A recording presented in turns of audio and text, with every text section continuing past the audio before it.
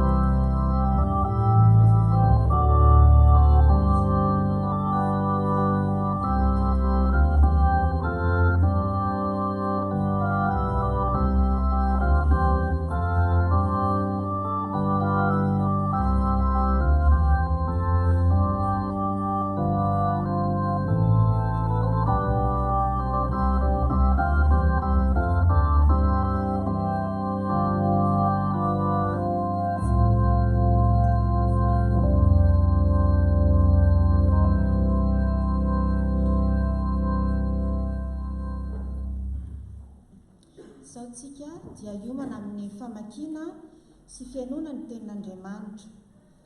Eo fanatanterana izany dia iraintsika ny iray vavao-tondro ary mangataka ireo mpandray anjara iroso aty.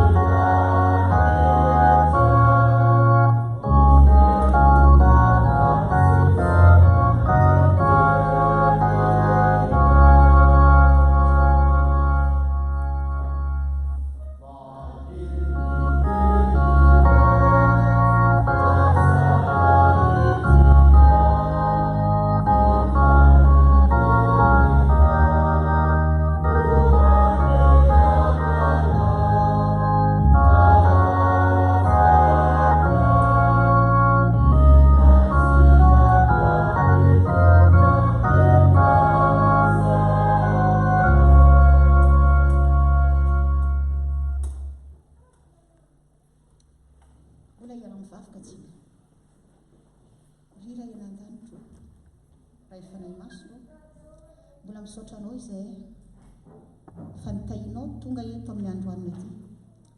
Misaotra ny fitiavanao izay, misaotra amin'ny zavatra rehetra. Aoka ny fanahinao Tompo hitoetra amin'ny tsirairay aby. Mavia fanahy masina. Ndreto izay manolotra ny tenany mitady ny tavanao. Aoka anao hiasa ao anatin'ny tsirairay aby.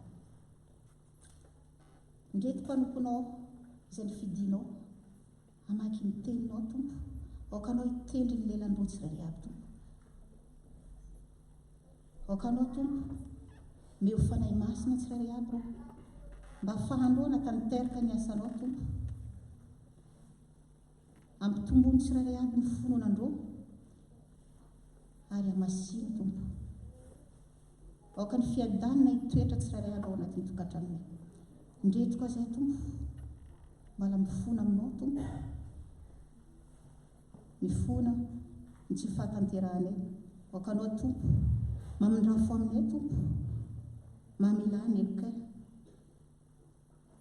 Ampianaro izay mba hiaino ny teninao, ampianaro izay mba hianatra teny izay rehetra nomenao anay ao anatin'ny Baiboly, mba ho hainay hianatra izany, hanatanteraka an'izany. Aoka anao Tompo hivavaka ho an'ny mpitandrina. Aoka anao Tompo meo fanahy masina avy aminao izy, mba ahafahany hanatanteraka ny asanao. Meo fahasalamana, fiadanana hitoetra ao amin'ny Jesosy Kristy rany an-danitra. mino sy matoky anao izay fa fantatray Andriamanitra tsara, Andriamanitra velona anao. Oka midina ao anatinay ny fanahy masina tompo. Tendreo ny lelanay tompo. Tsisy zavatra manakatsakana, oka anao hiasa ao anatinay tsirairay aby. Mba hiamaky ny teninao. Mivavaka ho an'ity fiangonana ity tompo, FPM ity, oka ny fiangonana marina, fiangonana tanjaka, feno fanahy masina azy aminao. Apetraka eo am-pelantananao izay ny tompo. Jesosy Kristy saray an-danitra, saotranao. Amen.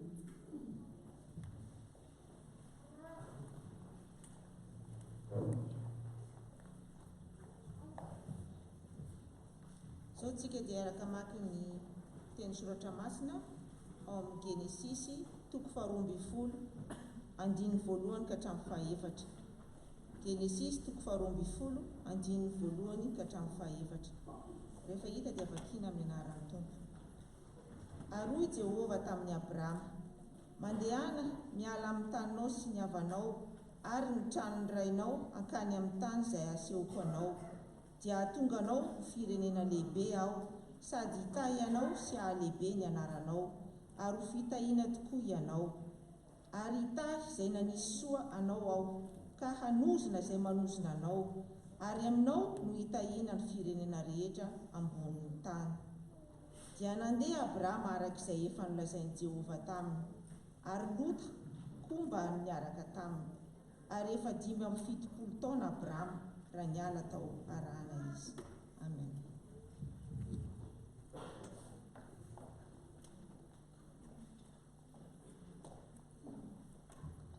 Dia mbola hotezantsika ny famakiana ny tenin'Andriamanitra. Izany dia hotantsika ao amin'ny Hebreo 10, vakiana manomboka amin'ny 7 ka hatramin'ny 5. Hebreo 10, vakiana manomboka amin'ny 7 ka hatramin'ny 5 amin'ny anaran'ny Tompo. Ho amin'izany rahalahy, satria manana fahatokiana hiditra ao amin'ny fitoerana masina isika noho ny ranon'i Jesosy, amin'izay lalana natokana ho antsika dia lalana vaovao sady velona, namaky teo amin'ny efitra lamba dia ny nofiny, sady manana mpisorona lehibe mitanjona ny tranon'Andriamanitra, dia aoka isika hanatona amin'ny fo maro sy amin'ny fahatokiana be avy amin'ny finoana, manana fo voadio ho afaka amin'ny fieretseretana ratsy sy tena voasasa tamin'ny rano madio. Aoka ho azontsika mafy ny fanekena amin'ny fanantenana mba tsy hozongozonana, fa mahatoky ilay efa nanao ny teny fikasana, ary aoka isika efa mandinika ampandroso ny fitiavana sy ny asa tsara. Aza mafoy ny fiarahantsika miangona tahaka ny fanaon'ny sasany, fa ny fananara kosa maika satria hitanareo fa miantombotra ny andro. Amen.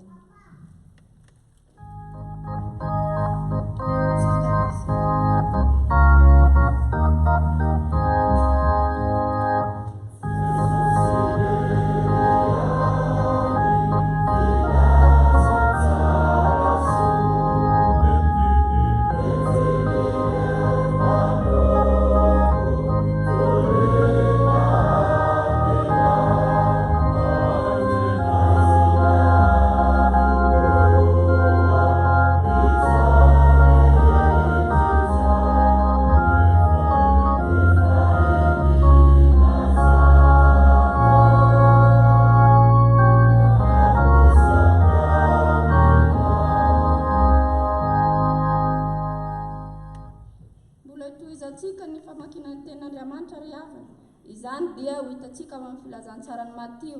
Filazantsarany Matio 7:70 andiny voalohany ka hatramin'ny 7. Vakiko amin'ny anaran'i Jesosy.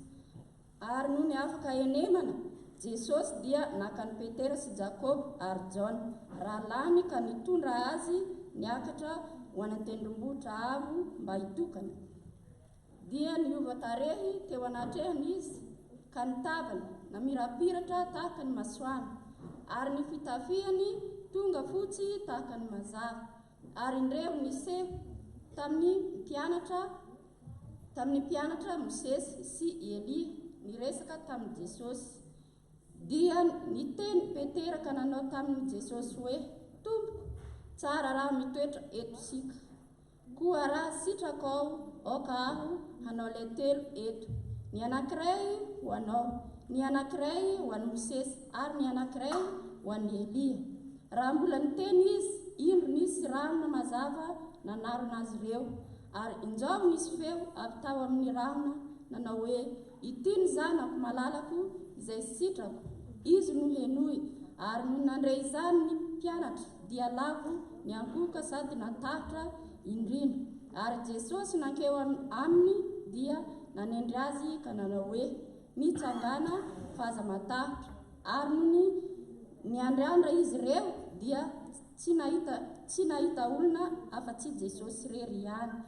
Ary rehefa nidina avy tao an-tendrombohitra izy dia nandray azy Jesosy ka nanao hoe aza milaza amin'ny olona ny fahitana mandra-pitsanga ny zanak'olona amin'ny maty. Amen.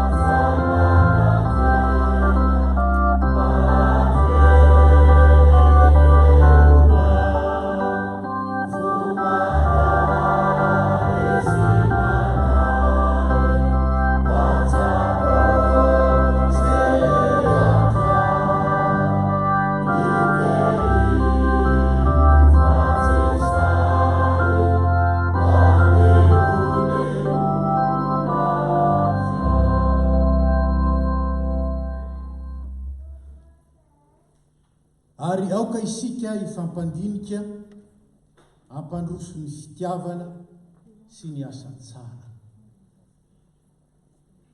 Izany no teny no fidininy SVK Toulouse amin'izao isan-taonany izao.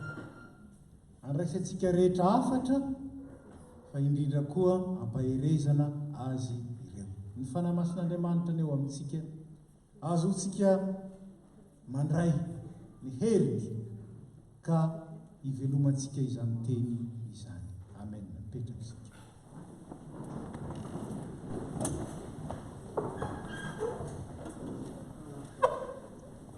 Ry havana,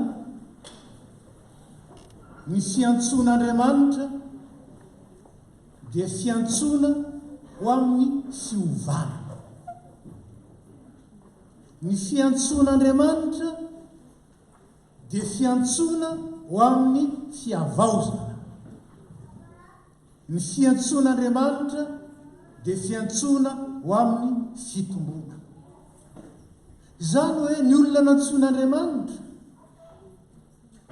dia tsy afaka hipetraka na hitoetra eo amin'ny toerana mialoha ny fiantsoana azy. Ary tahaka izany i Abrahama rehefa nantsoan'Andriamanitra. Misy hevim-panahy ao amin'ny fiantsoanan'i Abrahama. Mandehana ianao miala amin'ny taninao sy ny tranon'irainao ary andeha amin'ny toerana izay atoroko anao. Laha efa antitra ity nantsoan'ny tompoky 5-7 taona, milaza zany fa na 4 taona ianao na 4 taona, na manahoana ny azo lazaina hoe ny ankirazinao tao amin'izany ny toeranao ela izany, Andriamanitra hitondranao ho amin'ny fiovana sy ny fanavaozana.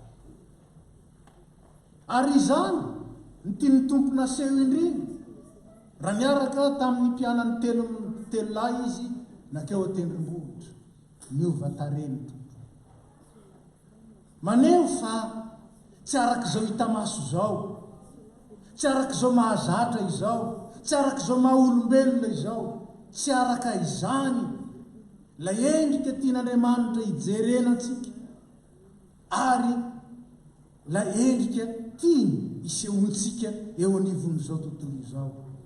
Fa endrika maneho ny famirapiratanaandriamanitra, endrika maneho ny fahazavanaandriamanitra, endrika maneho ny fahadiovan'andriamanitra, endrika maneho ny fahamasinan'andriamanitra. Ho amin'izany indrindra no hitaomany antsika, ary hitaomany antsika amin'ny alalan'izao teny novakina no fidinareo SVK eto Tolozy izao. Aoka isika ifampandinika ampandroso ny fitiavana sy ny asa tsara rehetra. Raha jerenareo ny dika teny a dia hitanareo ao fa tsy azo raisina ambolony ity teny ity, indrindra ny teny zay hoentina mampita an'izany. Raha ny dika teny iombonana na ny diemina no jerena dia izao no hitao. Aoka isika ifampihevitra ka ifampirisika ampandroso ny fitiavana sy ny asa tsara. Famporisiana, fifampiheverana, fampidiniana, fitiavana, asa tsara, tsisy zava-baovao zany. Tsisy zava-baovao zany. Tsy voatao amin'ny penin'ny mpanoratra ny bokin'ny Hebreo ny resahana hoe ny fampandinika na ny fampihevitra.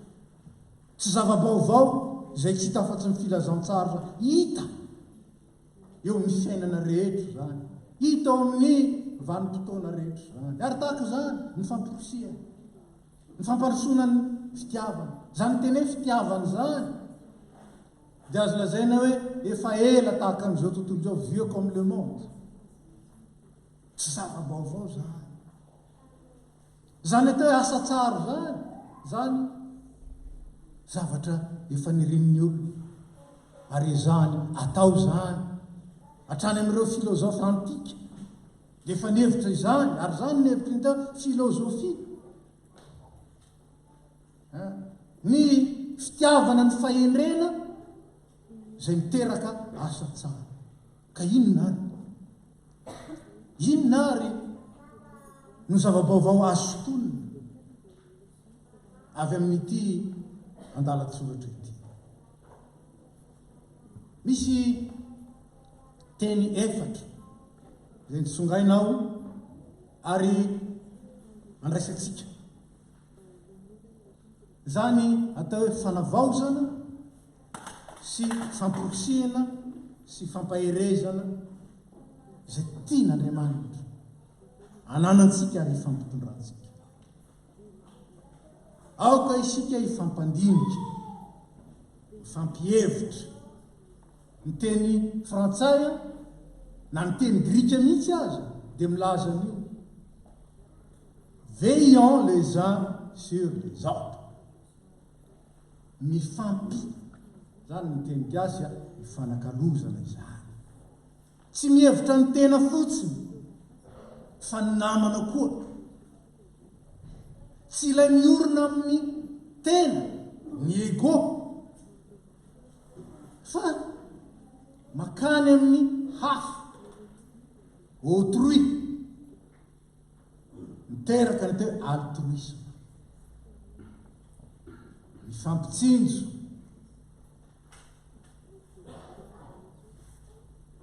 samy mihevitra ny namany. Ary zava-dehibe amintsika vehivavy zany, zava-dehibe, satria amintsika ny atao hoe fitiavana dia faneraserana, fiarahana. Ary dia zany no mampiavaka anareo amin'ny lehilahy. Fa ny lehilahy inona no atao dia samy miezaka manao fa ny vehivavy raha tsy misy fiarahana, raha tsy misy fifampijerena, raha tsy misy fifampiresahana, tsy misy ninina. aokary isika hifampihevitra. Ary zany dia lalam-pitiavana. Indrindra Paoly ao amin'ny Filipianina 2 hoe aza samy mihevitra ny azy ihany fa samy ny any namany koa. Mivoaka tanteraka amin'ilay izaho fotsiny fa mijery ny hafa koa. Tsy mihevitra fotsiny ny ahy fa mihevitra ny ny hafa koa. Ary zany namporosiana antsika. Ny teny faharoa, aoka isika fampandinika hampandroso. Ny teny fototra dia milaza hoe aoka isika ifampirisika hampandroso. Zany hoe misy mihitsy fampirisianao, fampaherezana, fifampitomana, fifanoanana. Zany ny zava-dehibe ao satria anisan'ny toetrany mahavehivavy antsika ny mifampiankina. Fony nianatra nanao psychopédagogie izay dia zao nolazain'ilay psychiatre taminay tao anatin'ny amphithéâtre moa zany. La femme est de nature dépendante. Tsy d'accord ny betsaka daholo nefa dia nazavay ary lazaiko nombeniombeny zany. Ianao tsara tare be io, raha misy olona folo itenena hoe ratsy tare, tsy hitanao ny tsara tarenao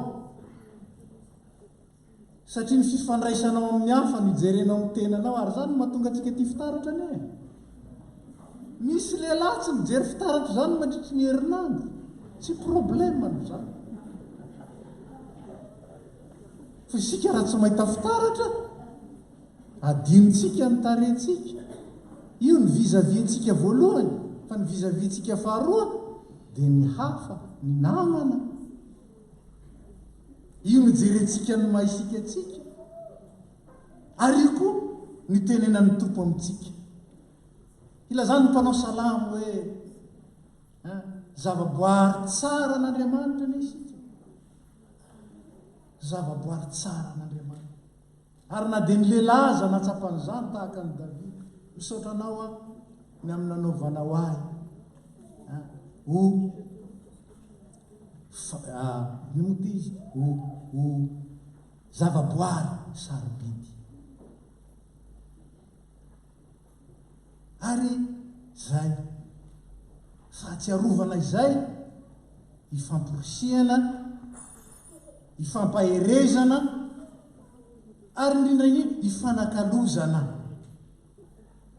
Satria ao anisan'ny toetra ny mahavehivavy naturel, ny lehilahy dia amporosiana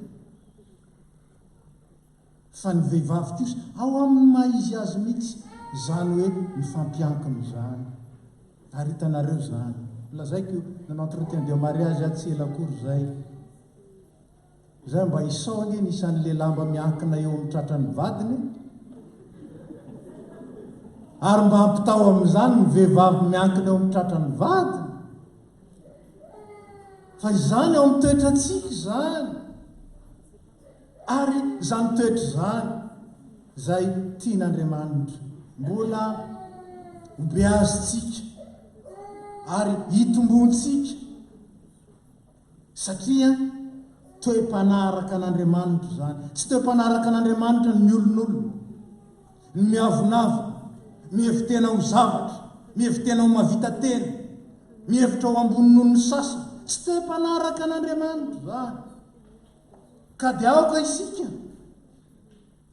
samy hevitra ny hafa, aoka isika hifampihevitra ka hifampirisika hampandroso ny fitiavana sy ny asa tsara.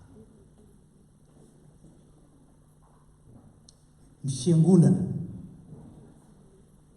dia izany mihitsy ny hevy, fiombonana, fifanoanana fiaraha-misalahy tsy fantatro loha amin'izao ataoko efa mba niova fa tamin'ny fotoana zay nianaranay teolojia dia mba nasainanao manao ankety zahay dia zao no vokatry ny ankety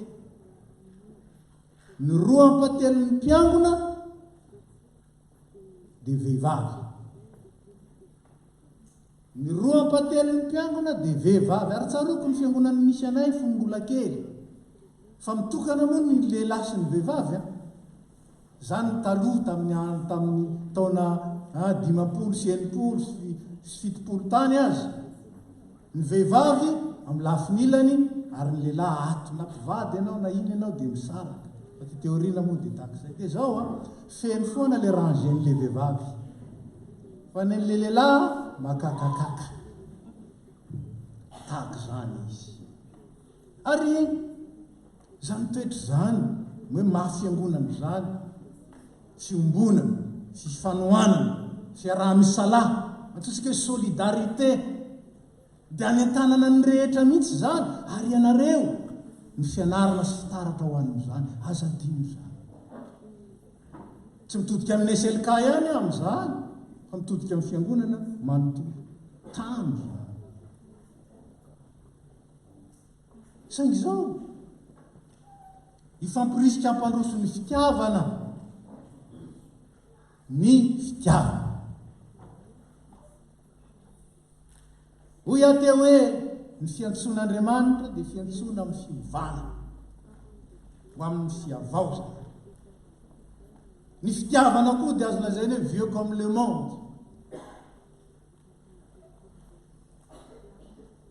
ary zany fitiavana zany dia azo lazaina hoe efa mandeha ohatrany hoe mandeha ho azy ohatrany hoe raha izanaizy ianao dia resahany zany teneniny zany ary raha misy miteny zay miverimberina imbetsaka eo ambavan'ny mpamorokira io zao nefa amin'ny mahavarina mialatsiny raha misy mpamorokira eto fa araky ny fijerin'ny mpandiny tany Madagasikara tamin'ny taona 2020 nivoaka tao amin'ny gazety zao nivoaka voilà zao ny titre l'izy nahoana ny mpihira sy ny mpanao zavakanto no tsy mba mahatoky amin'ny fitiavana dia nanoratra ny mpanoratra ary rado nanao hoanina teriariana tary amin'ny farany nahoana mihirahira fitiavana reo ary manoratra momba ny fitiavana nefany araky ny ankety zay nataon'ilay mpanao gazety ny manodidina azy tsy mahita an'izany petipetso mivava fotsiny lay fitiavana ambarany soratra masina dia fitiavana izay tonga tamintsika tamin'ny alalan'i Jesosy incarné ary io fitiavana io dia ambarany zao ny Andriamanitra ny fitiavana zay no nambarany azy ary noho izany zay manana an'Andriamanitra no manana ny fitiavana ka ino andikany hoe fampirisika ampandroso ny fitiavana fampirisika mba hananana antombo ao anaty zany hoe evy baovao zany tsy azonao antanina ankalony fahiny zany na dia mihira ihany azy ankalony fahiny fakatiava ihany ny maty azy ao mba teo mary fa izany ny fanambarana zay tian'Andriamanitra navaozana ny fankatiavana sy ny fitiavana eo amin'ny zanak'Andriamanitra zay manana n'Andriamanitra no manana ny fitiavana faharoa io fitiavana io dia fitiavana antsoina hoe fitiavana agape fitiavan'Andriamanitra anka raha misy ny didy tranay ny didy ela zay efa nivoaka hatrany amin'ny Mosesy ary mety talohan'ny Mosesy azy hoe aoka hifankaty didy vaovao kosa ny nentin'ny tompo l'incarnation de l'amour l'incarnation du Dieu amour inona ny nentiny aoka ho tahaka ny tiavako anareo no hifankatiavanareo kosa aoka hifampirisika tsika ampandroso ny fitiavana Andriamanitra. Fitiavana Andriamanitra. Ny fitiavan'Andriamanitra. Le antsotsaka agape. Ka ino ny fitiavana io? Tia izay tian'Andriamanitra amin'ny fitiavan'Andriamanitra. Zay. L'objet est l'amour de Dieu. Et le sujet est l'amour de Dieu. Tia izay tian'Andriamanitra amin'ny fitiavan'Andriamanitra. Zay ilay ifampandrosoana. Ary fahatelo io fitiavana io. Adikany eto izy hoe charité. Zany hoe fitiavana aseho amin'ny asa. Ondrindry jaona rehefa mampianatra mombo zany izy. Anaka. Aoka tsy ho tia amin'ny teny na amin'ny lela isika fa amin'ny asa sy amin'ny marina. Io ny antsoina hoe charité. Fitiavana zay tsy fihetsem-po fotsiny. Fitiavana zay tsy teny ambara fotsiny. Fa fitiavana zay aseho. Fitiavana zay aseho. Ary arak'izany, lay mifampirisika ampandroson'ny fitiavana dia mifampirisika indrindra. Ny voalohany, andray hanana n'Andriamanitra fitiavana ao anaty. Faharoa, haneo ny zavatra rehetra ho fanehoana ny fitiavana. Fampisehoana fitiavana, zany ny fitiavana. Ary dia miariary eo ange. Fitiavan'Andriamanitra no entinao mitisa ny fitiavanao. Miariary eo ange zany. Hiteo ihany ange zany rehefa iny tsika mifanena amin'ny olona tahaka itsy. A, B, D, E. Rehefa mifanena eo dia hiteo ihany le izy. Ny olona manana fitiavana dia tia amin'ny fitiavana tsy miova. Na A ny eo, na ny B ny eo, na ny D, na ny E eo. Fa raha hafa ny tiavanao an'ny A, ary hafa ny tiavanao an'ny D, dia tsy mbola fitiavana izany. Ary zany no lazan'ny Soratra Masina azy hoe fitiavana zay tsy mijery tava na tsy manavakavaka. Ary zay ilay endriky ny fitiavana. Zava-dehibe zany. Ary zay ihany no atonga antsika ho afaka tena fiangonana, ho fiombonana. Fa raha tsy zany dia antokotokony maromaro natambatambatra. Sika moa zany. Ary atambatambatra amin'ny lakôly gasy. Ianareo moa ny lakôly gasy? Lafarina sy na rano. Rehefa tonga enjankenjany eo misaraka ihany. Tsy. Kaoka sika ifampirisika ampandroso ny fitiavan'Andriamanitra. Izay Andriamanitra ihany. Izany hoe ny finoana. Ary zava-dehibe zany. Betsaka ny sampana. Rehefa hanao raha zany, ohatra n'inona re. Fa rehefa hianatra ny tenin'Andriamanitra, ifampirisika ampandroso ilay Andriamanitra fitiavana ao amin'ny tsirairay avy. Tsy jery zany ho an'ny tena fotsiny, fa ifampizara amin'izany amin'ny avy. Mitady ianao. Aiza.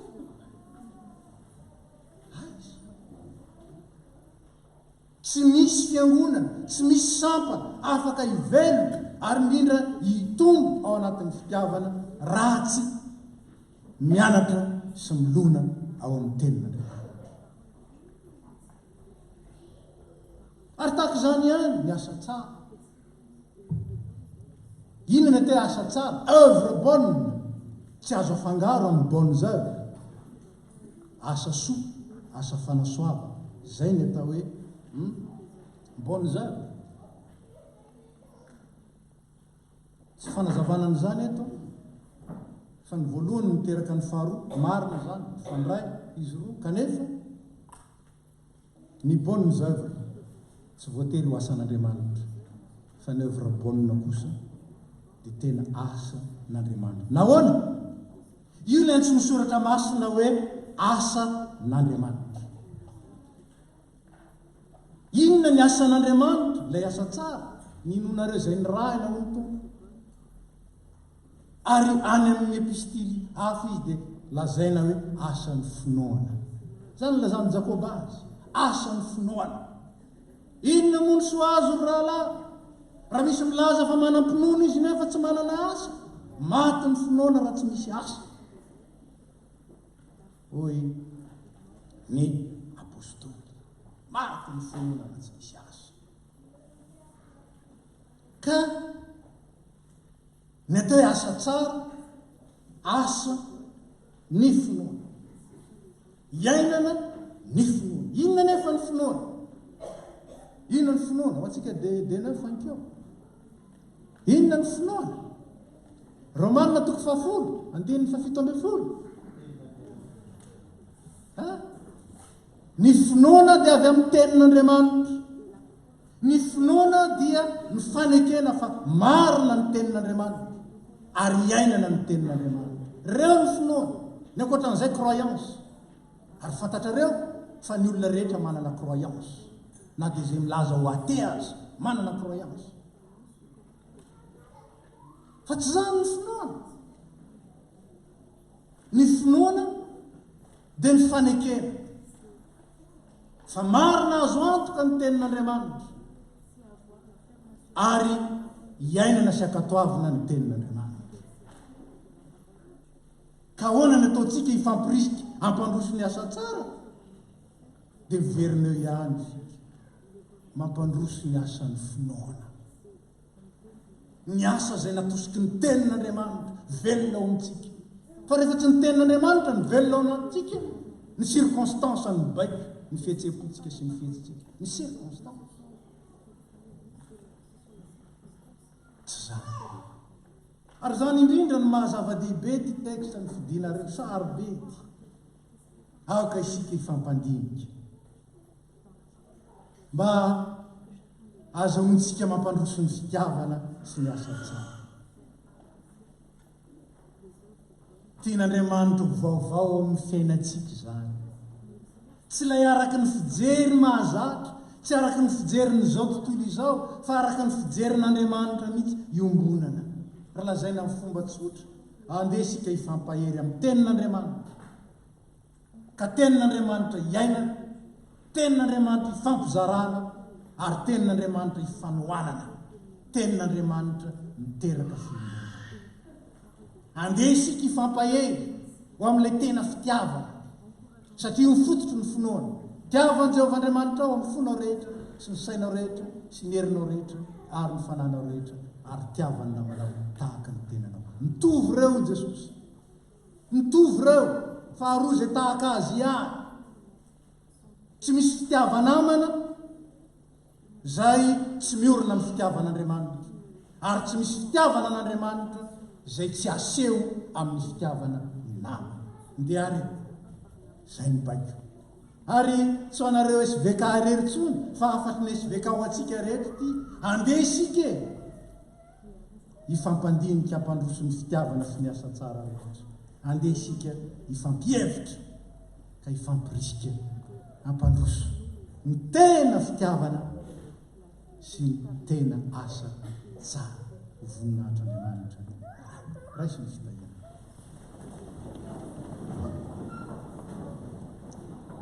Ho aminareo rehetra ny fahasoavan'i Jesosy Kristy ny fitiavan'Andriamanitra ray ary ny firaisana ny fanahy masina. Ahatonga anareo andray ilay tena teny velona, ilay teny ny fitiavana tao amin'i Jesosy Kristy. Hitombonareo sy havaozanareo. Ahatonga anareo olom-baovao amin'ny Kristy tokoa. Ka mampandroso ny fitiavana, mampandroso ny asa tsara, ho voninahitr'Andriamanitra ray, ary fitomboana sy toerany fiadanana eo amintsika sy ny asantsika. Matoky ilay ny antsoanareo amin'izany, matoky ilay nanome izany teny zany ho ao amintsika, matoky ilay mitarika anareo ho amin'ny fiavaozana. Amen. Petraka isika.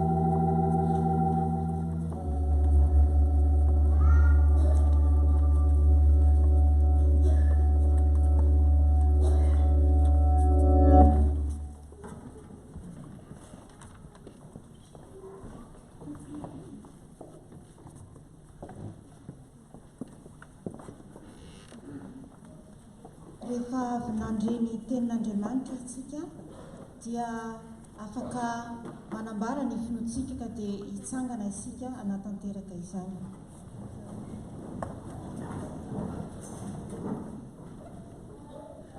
Mino an'Andriamanitra ray tsy toa, mpanao sy ny tany aho, ary mino an'i Jesosy Kristy zanan'ilay tokana torontsika, izay torotorona tamin'ny fanahy masina, nateraky mariviritsiny, nijalona nato, nombola tamin'ny hazo fijaliana, matika naleo, nidina tany amin'ny fiainatsika, nitsanga tamin'ny manotratelo, niakatra ho any an-danitra, mipetraka eo amin'Andriamanitra fotoa, avy any avily tsara ny velo sy ny maty, mino fanahy masina, fiangonana masina manerana izao tontolo izao, fiangonana masina, ny famelan-tena, sanganan'ny tena maty, ary ny fiainana mandrakizay.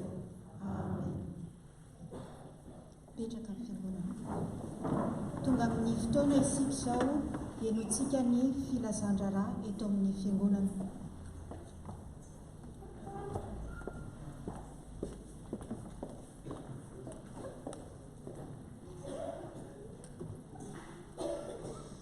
Dia mbola faly miarabantsika indray riavana amin'ny anaran'i Jesosy Kristy lohan'ny fiangonana amin'ny anaran'ny mpitandrina sy ny komitiny FPMA Toulouse.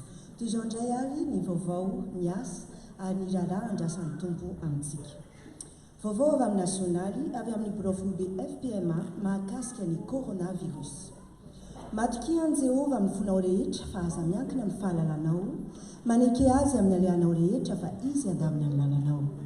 Noho ny zava-misy eo anivon'ny fiarahamonina misy antsika, mikasika ny fianaky ny coronavirus eto Frantsa sy araky ny dinika sy toromarika nomeny ny tompon'andraikitra ara-panjakana eo anivon'ny ministère de l'Intérieur sy ny ministère de la Santé tamin'ny birao foibe FPMA dia voalohany mikasika ny fanimpom-pivavahana sy ny fivoriana ny amin'ny andro anio tamin'ny andro ratany azy 3 martsa 2020 dia ny département de l'Oise ihany no voakasika tsy azo anaovana fanimpom-pivavahana sy fivoriana hatramin'ny 14 martsa 2020.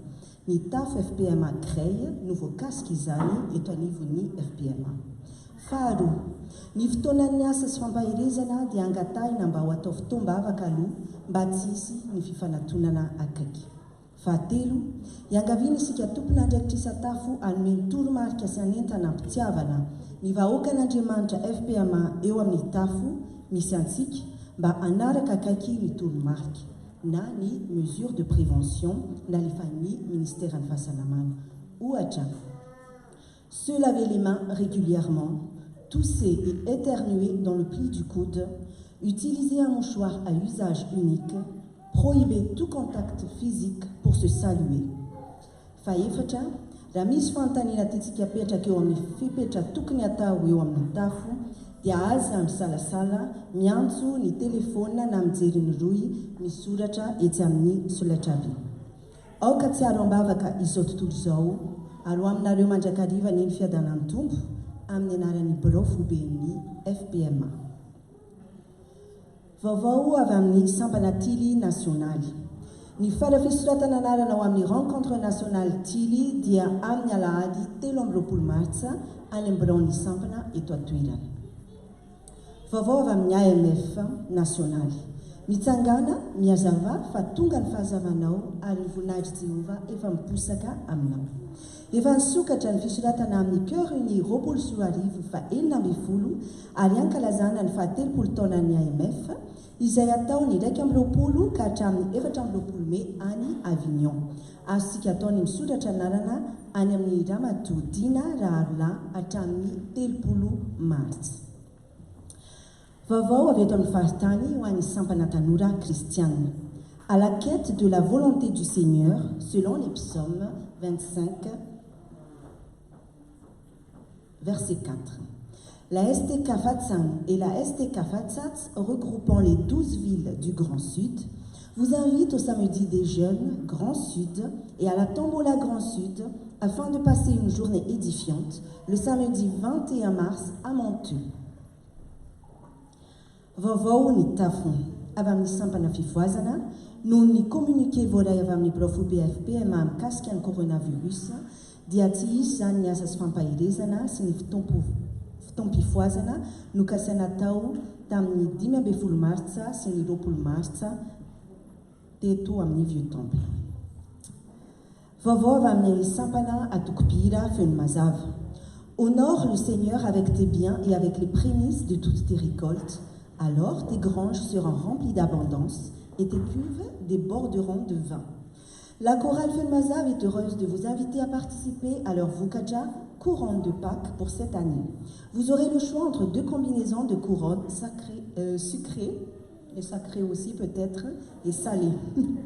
Jambon lardon fromage et banoffee, ou bacon chèvre miel et pommes spéculoos amandes. La combinaison est de 10 €. Pour tout renseignement, veuillez contacter Stéphanie ou Jessica.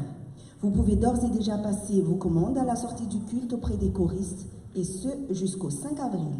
La livraison se fera le jour de Pâques ou ultérieurement pour ceux qui ne peuvent être présents. Fiantsona ho amin'ny fivorian'ny mpandray. Antsonan'ny mpandray rehetra ho tonga amin'ny alahady 15 martsa herin'ny anio fa misy raharaha hodinina sy aroso mikasika ny fananganana ny association loi 1901 misahana ny asa sosialy rehetra eto amin'ny fiangonana. Azontsika vakiana ny ébauche ny statut amin'ny mailaka izay ho alefa amintsika amin'ny herinandro ity any amin'ny sampana ny vala ary eo amin'ny site internet. Efa misy noman'ny diakona koa etsy arinetsy impression vitsivitsy ho an'izay liana afantatra izany dininy anio. Ho an'ny katekomena misy ny fampianarana katekomena anio ariva tolakandro amin'ny 4 ora ato amin'ny Vieux Temple ary misy ihany koa ny étude biblique amin'ny talata 10 martsa amin'ny 7 ora sy 5 ato amin'ny Vieux Temple ihany koa. Toy izao any diary ny fanimpompiavana amin'ny alahady 12, 20 ary 20 martsa dia ato amin'ny Vieux Temple avokoa ary manomboka amin'ny 10 ora sy sasany maraina. Araka ny fandaminana dia ny sampana tanora kristianina sy ny sekoly ny tenin'Andriamanitra no tompona andraikitra amin'ny fanadiovana ny trano fiangonana sy ny biraon'ny fiangonana anio ary dia efa mampiomana ny sampana dily sy ny sampana fifoazana amin'ny alahady herin'ny anio. Saotra antsika naharitra hatramin'ny farany ho an'Andriamanitra irery ny voninahitra.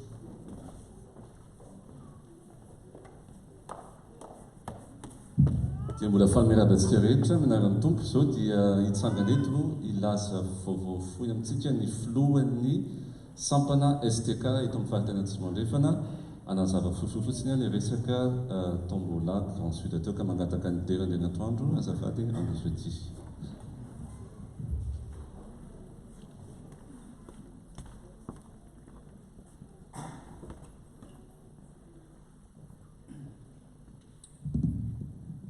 Bonjour.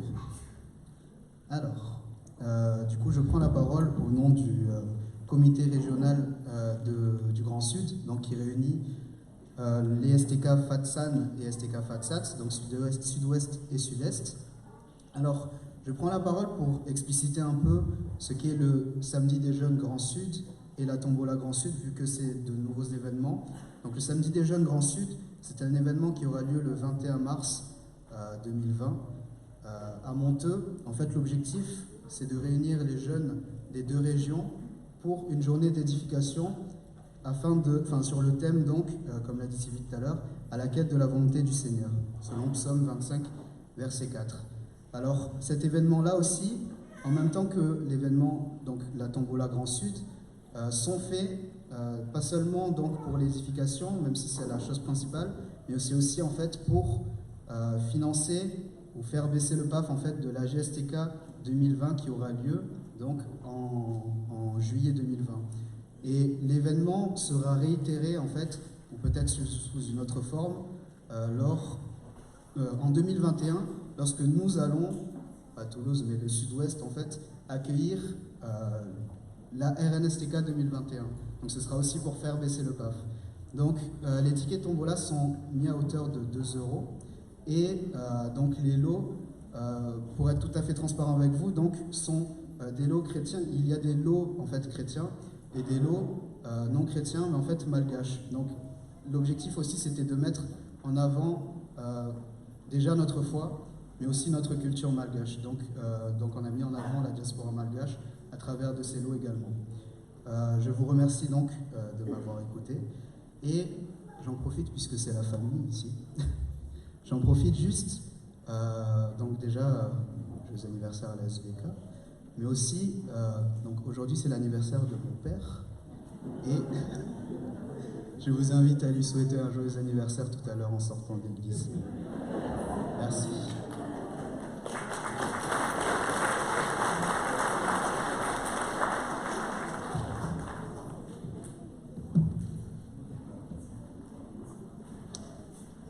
Fanaontsika koa ny miarahaba ireo vahiny zay mandalo na vao tonga oloneto dia mangataka anareo mba hitsangana raha izao nareo vao tonga teto ka mbola tsy narabaina.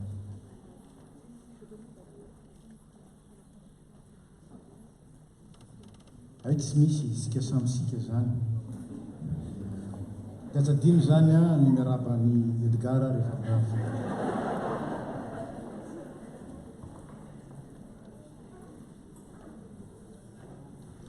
Ho mariky ny fanoloran-tenatsika dia tonga amin'ny fotoana anatanterahana ny rakim-pisaorana isika izao. Yeah.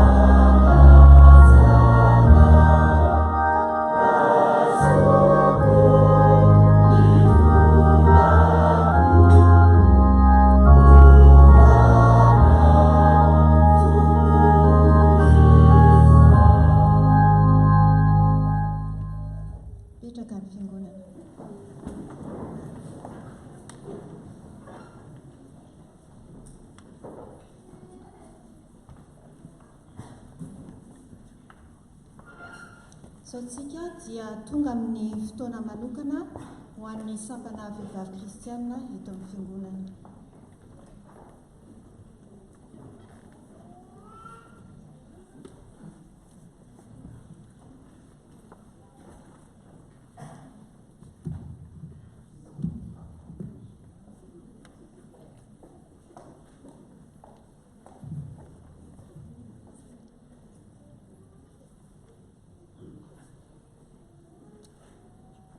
Ny voalohany teny dia ny fisaorana an'Andriamanitra amin'ny ananantsika ny SVK eto amin'ny fiangonana. Arena sarobidy zany. Raha zoina moa ny tantara dia fatatsika fa ady ara-politika ny fametrahana ny vehivavy eo amin'ny toerana ary miteraka ny fanokanana andro iray ho andro iraisam-pirenena ho an'ny vehivavy zany. Fa ao amin'ny soratra masina tsy misy an'izany ady zany. Fa hatrany am-piandohan'Andriamanitra dia fananao ny olona ho lahy sy vavy. Ary indrindra na ny toerana manokana ny vehivavy na dia teo azy ny fahalemeny Adama sy Eva ho ihany. Satria ny vehivavy no natao ho loharaninaina.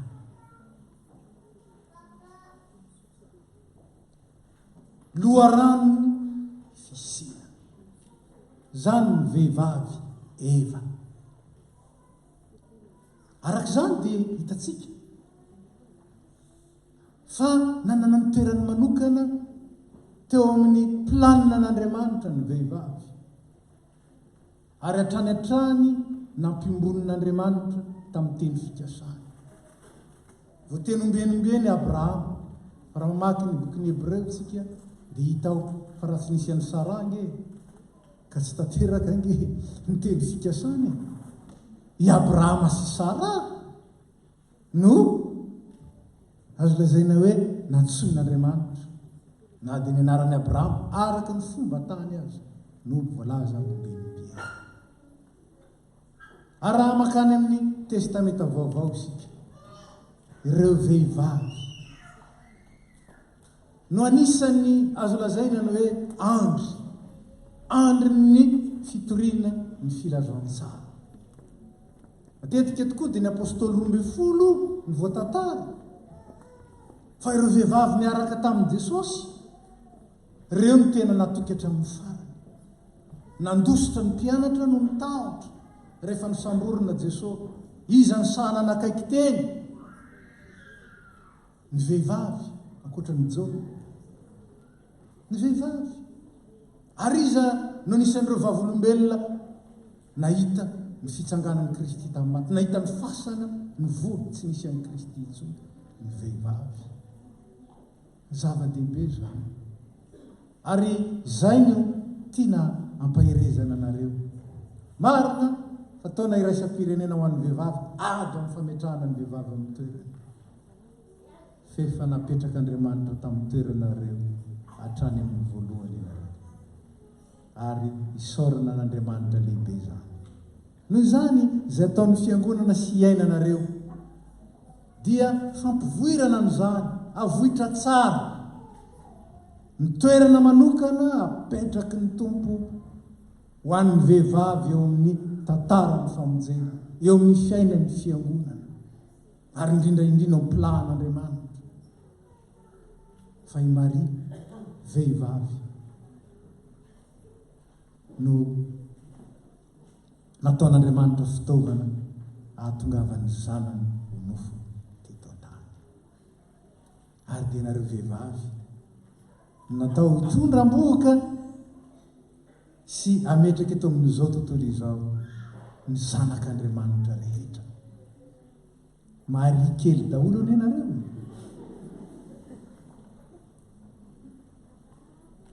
Ireo zanak'Andriamanitra rehetra manodidina antsika ireo hatramin'ny tenanay, vehivavy no nataon'Andriamanitra fiasana ho kibony toeran'izany ka dia mampahery anareo amin'izany ary miaraba anareo manokana ary misaotra anareo indrindra manaiky ijoro vavolombelona ary hindrana ny tenin'Andriamanitra aza menareo fa zany ozy le fomba tany antsoinay amin'ny lafin'ny teolojika hoe style littéraire dia zao lazainy Petera ary amin'izany mahazo kokoa rahalahy dia mialatsiny aho fa mitodika aminareo vehivavy dia mba ho vaky kely ko amin'izany mahazo kokoa rianabavy ampitoetra ny fiantsoana sy ny fifidianana anareo no fidin'Andriamanitra. Misy any vehivavy mitaraina ka zay vehivavy ohatr'izao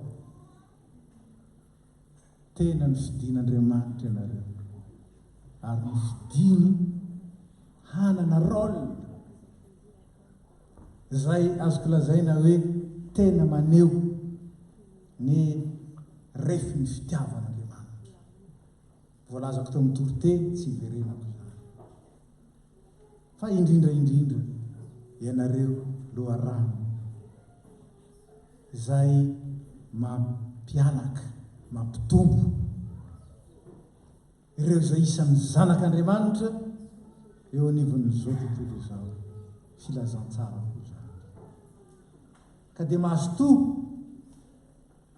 ampitoetra ny fiantsoana sy ny fifidianana anareo natsoina ho vehivavy ary nofidina sy nanolo-tena ho vehivavy vavolombelona ka dia miaraba anareo zay mahatratra nisa taona anareo ary indrindra mampahery anareo amin'izany tenin'Andriamanitra zany ary zao ny teny fikasana promesse fa raha manao zany zavatra zany ianareo dia tsy ho tafotohina akory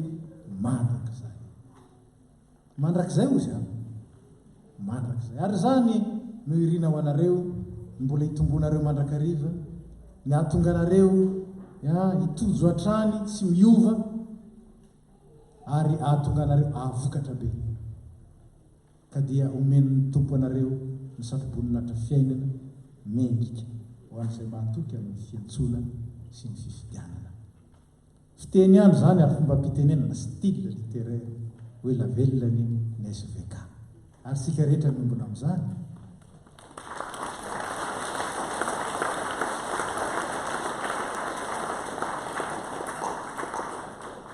rehefa avy eo dia mbola hivavaka ho anareo fa dia zao omeko ny filohan'ny tafo ny fitenenana dia avy eo filohan'ny sampana.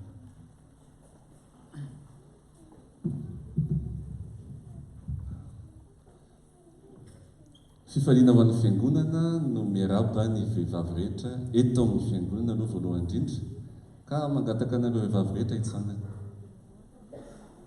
Tsy ny sampana vehivavy ihany fa izay vehivavy rehetra izay mahatsara tena vehivavy rehetra.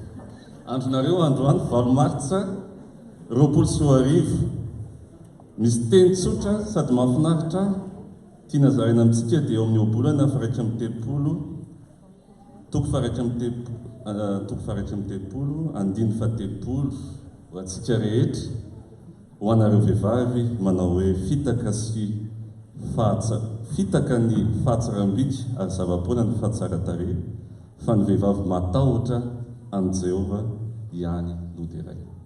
Dia ho tanteraka aminareo anie zany tsy hoe aza mijery fitaratra intsony ny dikan'izany fa ny zava-dehibe dia ny fahatahoran'Andriamanitra mahazo mipetraka anareo.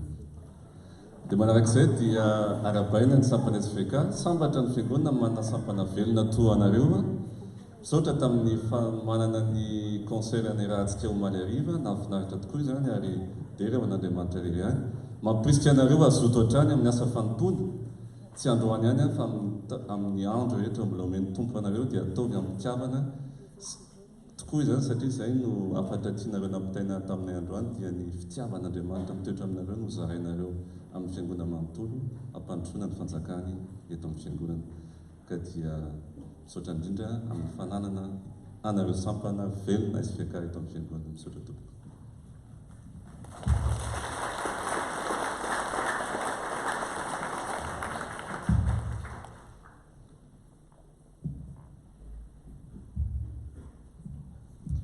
dia mbola mamerina fiarabanantsika rehetra amin'ny anaran'ny tompo, dia mbola manatitra ny fiarabana ho an'ny vehivavy rehetra tratry n'izao andro valimars izao. Ny firariso ataonay ho an'ny tsirairay dia eo aminareo mandrakariva amin'ny fahasoavan'ny tompo ary ny heriny eny eo amintsika tsirairay avy ahafahantsika manatanteraka ny adidy sy andraikitra izay napetraka amintsika vehivavy na eo amin'ny tokantrano, ny ankonana, ny eo amin'ny fiarahamonina, ny eo amin'ny firenena ary indrindra atao amin'ny fiangonantsika. Dia eo aminareo mandrakariva ny fiadanan'Andriamanitra. Miaraba manokana ny Edgara koa izany ny vehivavy. Joyeux anniversaire Edgara.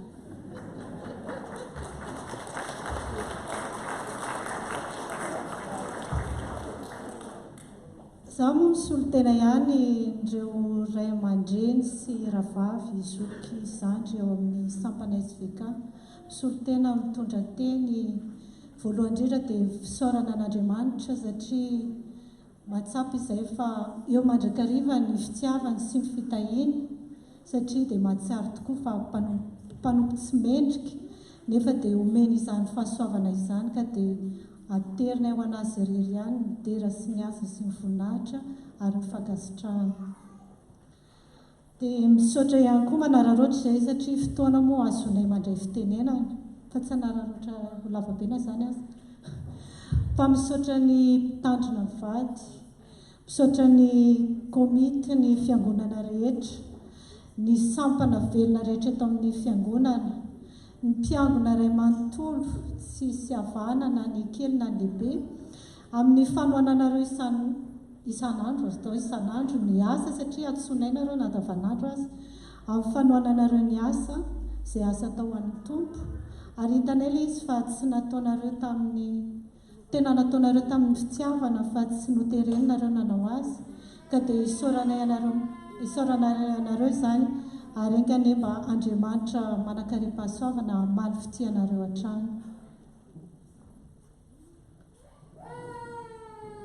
Dia mamelay anareo todika manokana amin'ireo mpikambana ao amin'ny sampana SVK satria tian'olotra ihany koa ny fisaorana azy ireo ny amin'ny fandavan-tenany sy ny fanoloran-tenany amin'ny asa rehetra izay angatahany ary ihany koa amin'ny fanoloran-tenany amin'ny fampitrotronam-bavaka, amin'ny fifanampiana amin'ny rehetra, amin'ny fifankahirezana manoloana ny mety ady sarotra ho lalovana ka dia mankahery anareo hatrany Andriamanitra ny ampitombo antsika ary ampitoetra antsika araka ny teny izay efa nividian'ny fiangonana.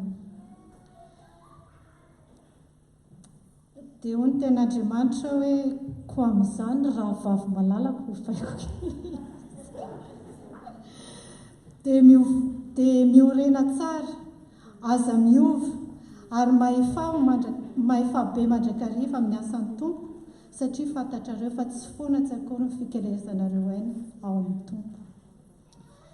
Raha ny safidin'ny lohevitra izay SVK androany aoka isika hifandamina mpandroso ny fitiavana sy ny asa rehetra dia misy hafatra kely tianay ampitaina amin'ny tsika rehetra amin'izao maraina izao satria resy lahatra izay fa ny fitiavana araka an'Andriamanitra dia tena manampy tokoa ahafana mampandroso sy miara-miasa ary mampandroso ny asa rehetra atao amin'izay rehetra sehatra misy antsika na tsy atao fiangonana ihany.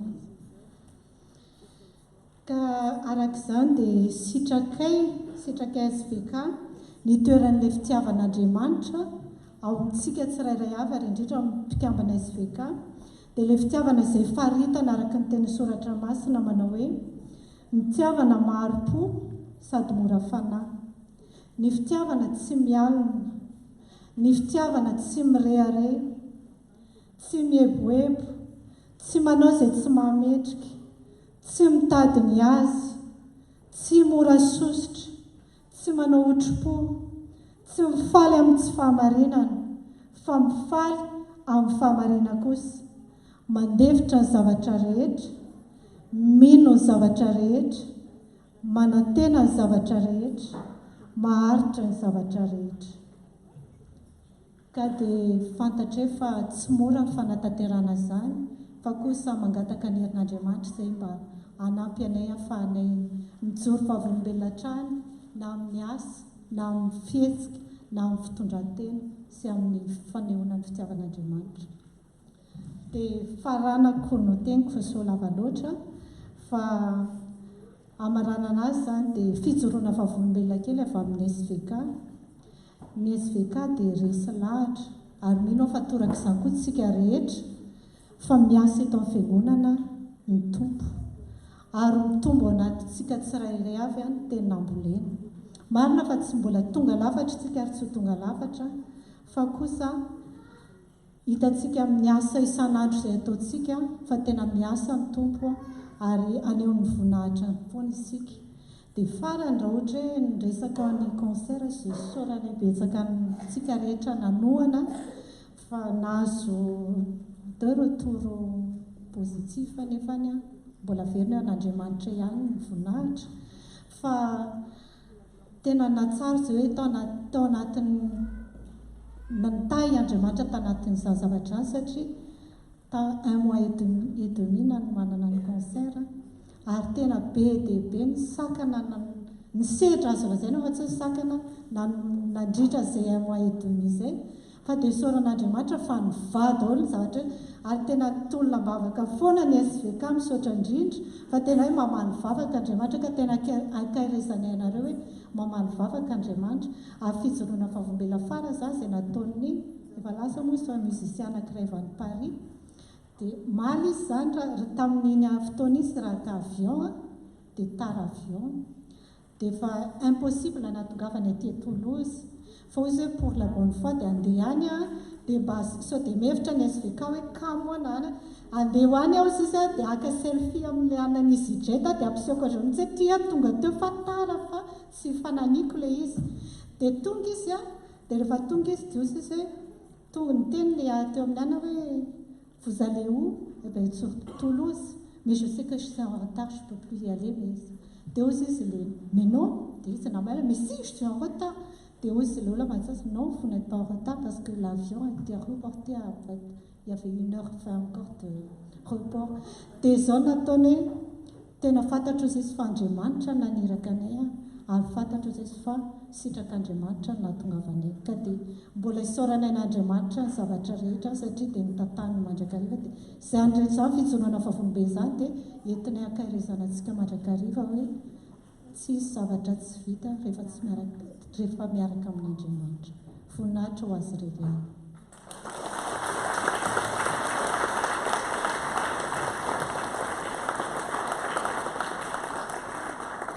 Izao misy raha anankiray atolotry ny vehivavy antsika.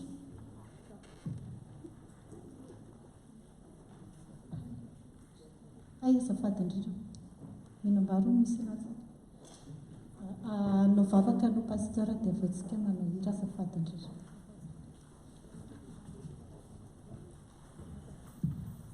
Dia hivavaka ho an'ny vehivavy rehetra sy sampana SVK sika dia mangataka anareo hitsangana indray. Ny vehivavy sy ny mpikambana amin'ny SVK no mitsangana zany. Sika rehetra kosa dia iombom-bavaka hivavaka ho an'izy ireo. Hivavaka sika misaotra sy midera mankalaza ary manome voninahitra anao zahay ry tompo Andriamanitray. Andriamanitra endry, Andriamanitra tsara sady mpanao ny tsara, Andriamanitra mikendry mandrakariva izay ahasoa ny olonao ianao, Andriamanitra mahatoky tsy miova mary sy anio ary mandrakizay. Dia rainay ianao no ny fitahintsoko izay tsy hainay tany-say ary raha te-hangataka ho an'ny vehivavy rehetra eto amin'ny tafo zahay dia fantatray fa tsy fantatray kory izay tokony ho tononinay fa matoky kosa zahay fa hainao no manome ho an'ny tsiraray avy araka izay tandrify ary tsy anombinana na kely azy ka dia apetraka aminao ny tsirairay tompo na firy taona na firy taona ninona ndraikitra raisa ninona toerana tany eo anivon'ny fiarahamonina eo anivon'ny firenena eo anivon'ny fianakaviana eo anivon'ny fiangonana apetraka fiainao am-pialatananao koa ny fanirin'ny tsirairay avy indrindra ho ao aminao mba ho tanterahanao zany menao azy malalaka izany iangaro tompo satria anjaranao ary jereo manokana satria lovanao reo dia mivavaka aminao manokana zahay ho an'ny sampana SVK eto amin'ny tafo misaotra nampijoro zany sampany zany misaotra mampiseho ny herinao amin'izy ireo manarona ny fahalemeny ary misaotra mitarika azy ho amin'ny fitombona mandrakariva isanandro azony mahita ary azony mahalala fa tsy misy Andriamanitra tahaka anao ary azony fikotra bebe kokoa aminao hatrany mandrakariva tahiony tsirairay avy ao anatiny ary indrindraindrindra angatanay koa ireo zay mbola indivelany etseny fanahinao anatevin-darana azy ireo ary mivavaka aminao zay ho an'ny sampana manontolo ho an'ny mpikambana rehetra ho aminy na ny ankehitriny na ho amin'ny ho avy ataonao maefa be ary ambininao amin'izay atao sampana mamobe tompo ary ankalazaina eo amin'ny fiainana eo amin'ny asa ny voninahitra ary amboniny zavatra rehetra le fitiavana zay ankalalaina angatahanay aminao tompo mba ho hitombo ao amin'izy ireo azahoany mahitanao ary azahoany mifankaty sy mifanoana mandrakariva dia zay rehetra tsy voatonina amin'izany zavatra zany fantatrao fa tokony ho an'isa-behivavy ary tokony ho an'ny sampana SVK dia ankinina aminao amin'ny anaratsoana Jesosy zany dia misaotra tompo amen mahazo mipetraky nareo dia zao zany ny SVK dia anao ny anjara hira zay fanomaninareo Clémence zany nandamany fikaratsika azafady indrindra ngatanana SVK mba hiakatra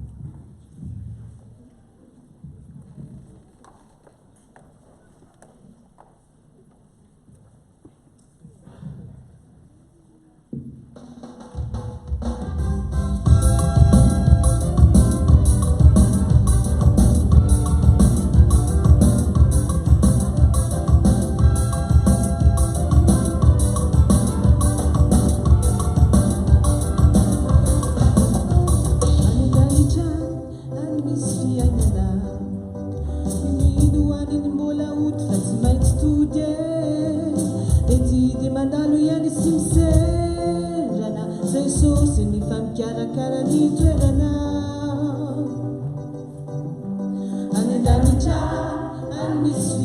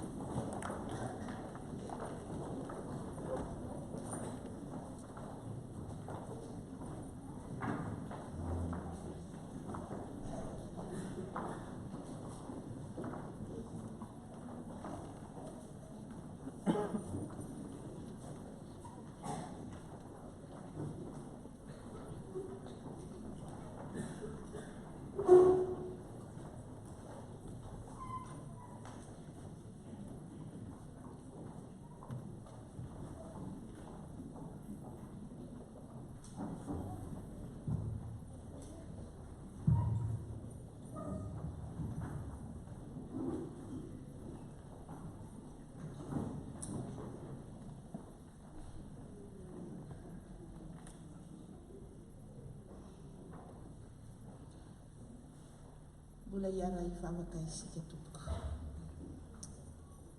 Indray mbola velo fisaorana anao izay ry Andriamanitra tsara indrindra. Saotranao izahay satria tanteraka ny fotoana mpivavana izay noentinay teo anatrehanao, niderainay nanomezanay voninahitranao. Saotra Tompo fa noho ny fitiavanao izany satria Andriamanitra fitiavana ianao, Andriamanitra izay mameno anay fitiavana koa, ahaizanay manao sy manatanteraka ny didinao sy ny izay tianao angatana aminay. Saotra Tompo fa tsara loatra izany fitiavanao izany. Ary ankehitriny Tompo dia mangataka aminao izahay, tondram-bavaka aminao izahay ho an'ny tany rehetra izay noforoninao, izay miady amin'ny aretina mandalo maneran-tany. Matahotra tokoa ny vahoakanao, kanefa matoky manana anao izay Tompo. Ianao no hiaro ny vahoakanao. Mangataka aminao izay Tompo, atsaharo ny fanany aretina izay mandringana ankehitriny. Ianao Andriamanitra lehibe, Andriamanitra nahary, Andriamanitra mahalala ny asan'ny tananao. Ianao rery ihany no afaka manatsahatra ny asan'ny ratsy rehetra, ka matoky manana anao izay Tompo. Ianao no hiasa hanala ny tahotra rehetra ary ampahery anay sy mahatoky izay manana anao. Mangataka aminao izay Tompo ho an'ny fiangonanay, ary ianao no ampitoetra ny fitiavanao ao anatin'ny foniny tsirairay avy, ilay fitiavanao tsara indrindra izay manetsika ny fonay, anao ny asa soa, anao ny asa tsara sy aniranao anay.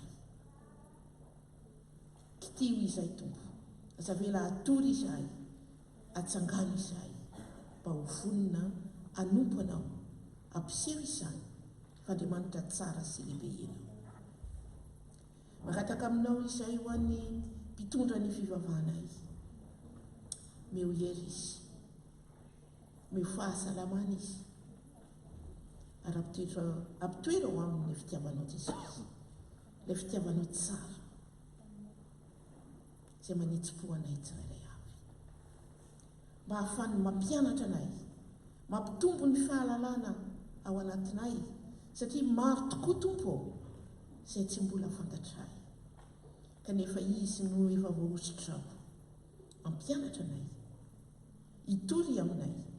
Izy Tompo no mahery, mitenena ho aminy ianao Tompo, ampafantatra azy ny tokony ho ampianarina anay tsirairay avy.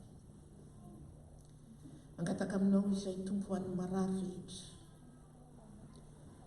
era-tany indrindra fa izao amin'ny fotoana isiany epidemia maro eto izao, eto Frantsa, dia efa misy koa no tafiditra eto Toulouse, dia petraka eo am-pelantananao masina izany. Ka sio izy iray Tompo, tsy dio, kasitrano, meo hery, meo fanantenana sy ny fiadananao ane no hitoetra amin'ny tsirairay avy. Tompo, maro koa ny marary eny amin'ny hopitaly, eny amin'ny tokantrano maro, ao amin'ireo izay tsy tonga nanatrika izao fotoana izao no ny sakana maro samihafa, ampio izy iray Tompo. Ary ianao Tompo no hitsidika, ampahery, ampitoetra ny fitiavana ao anatin'ny tsirairay izay mbola matory, ka hamohana izy ireny anompo anao. Tompo malalao, mimetraka aminao ho an'ity sampana vehivavy izahay. Tsara tokoa ny fampianarana izay azonay kasika ny fitiavana. Tahiriza ao anatinay izany Tompo, tahiriza ao anatinay izany ahaizanay mitondra tena, anananay fahendrena mba isehoany eo aminay tsy ao anatinay ihany fa eo amin'ny fiainanay, eo amin'ny fihetsikay, eo amin'ny fitenenanay mba hahaizanay mandray izany fitiavana izany sy mampiseho izany eo amin'ny mpiara-monina aminay, eo amin'ny manodidina anay, eo amin'ny ankonanay tsirairay avy. Tompo, maro tokoa ny tiany angatana aminao Tompo, fantatrao ny ao am-ponay tsirairay avy, ivavaka izay entinay eo aminao ka mamalia anay. Enoa ny fitalahoanay Tompo, petraka aminao ny firenena izay mandray anay, ampitoero ny fiadananao Tompo, mba hiadananay koa, ahitanay izay mahasoanay amin'izao firenena izay nitondranao anay sy hitoeranay. Tsy adininay ny tandrazanay Tompo, izay ao anatin'ny fahantrano tokoa, ka efa matoky manana anao izahay, na dia mahantra ary izay dia manan-karena manana anao Jesosy, izay mitantana anay sy mivimbina anay. Kitio ireo mpitondra amin'ny fanjakana mba hatoky sy hiahy ireo kely sy mahantra indrindra ao amin'ny firenenay.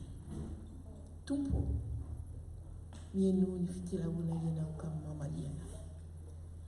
Izay rehetra tsy voatony ny vavanay Tompo dia efa fantatrao, ary izany vavaka izany dia fenonay miaraka amin'ny vavaka izay nampianarinao fahiny manao hoe rainay izy any an-danitra, mba masinina ny eny anaranao, tonga ny eny ny fanjakanao, atao any eny ny sitraponao, dia ty an-tany tahaka ny any an-danitra. Mena anio izay anina tsara azo ho anay, namelana elokay tahaka ny namelanay izay meloka taminay. Raha izay mitondra anay amin'ny fakam-panahy, fa manafana anay amin'ny ratsy. Ianao ny fanjakana sy ny hery, ary ny voninahitra mandrakizay. Amen. Saotra Jesosy. Amen.